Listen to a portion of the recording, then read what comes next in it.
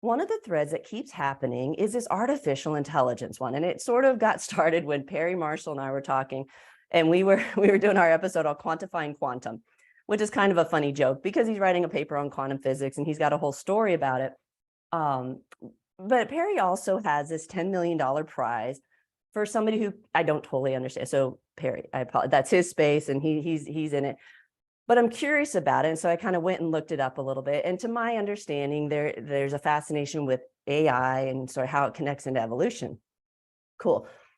So that sort of stuck in my mind. I'm like, okay, this AI conversation seems to just be really fascinating to people. It's not super fascinating to me. So why is that, right?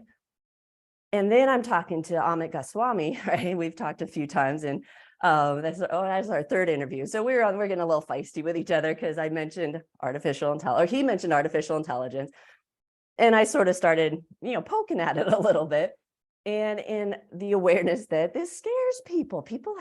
There's fear in this conversation, right? And he's aware that can get kicked up, and so we sort of talked about, yeah, that's a term that we don't necessarily want to throw around flippantly. Well, I love throwing around terms flippantly. And I have very good reason for them, which I can illustrate here in a minute. But that stuck in my mind, right? And then again, I'm talking with Chad Lefevre, another guest from our series, and he mentions AI. So I'm like, all right, that's it. I'm going to do this. I'm going to talk about this because I don't quite get where we're going with all of this. So I'm just going to explain kind of my perspective and share my 2 cents into the mix. So I first started to become very aware that people are a little bit concerned about this concept of AIs. And again, I'm not in that field, so I apologize. This is how I've interpreted what I've picked up. That they're a little bit concerned about this concept called the solidarity. I think that's the word. And but essentially, that sort of stuck in my mind because, let's just set that aside for a second. We're going to go over here for a moment. When we reintegrated into Arizona, which is where we live now, and it had been a little bit, and so we were wanting to make connections and stuff here. And so I remember going through like meetup groups, and there was this cool group all about, again, I think it's a solidarity, right? Is that the word where, like, I don't know, everything comes into one, takes over something, and I was reading the write-up about it, and in my world, in my way, I was like, oh, very cool. They're talking about oneness, right? Which to me is the understanding of ourselves as in and of everything and part of everything, which is, it has always been a big part of my walk. And so I was like, great, I'm happy to talk with people about that, right? That perfect I can get behind that. And so I go to this meeting and they start talking and they're using words that I'm very familiar with. I taught electronic warfare. And so all of the conversations in those spaces make super sense to me.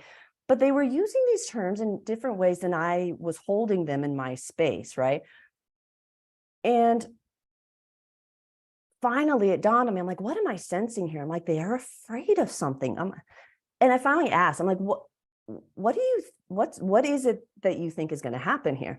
And they explained to me the concept of creating something artificial that gains consciousness enough that it can take over, right? It can sort of supersede the consciousness of human beings. And I'm like, really? Like, this is something, like, I've seen movies and stuff, but this is something you're actually kind of concerned about? And they're like, yeah. And I was like, And I left feeling really perplexed. And I think they were a little bit perplexed because I really didn't know how to bridge those two worlds at that point in time. And I sat with them like, why am I not perplexed by this, right? Or I'm sorry, why am I not afraid of this? Because it seems to be very prevalent. What is it about it? And so I do what I do, and I ask the question, is this a fear? Is this something that I'm afraid of? Because I believe in the concept of oneness, that if it is a fear that is worthy of our attention, then it's in me, it's there, and I get to reconcile it. I believe that I hold that power.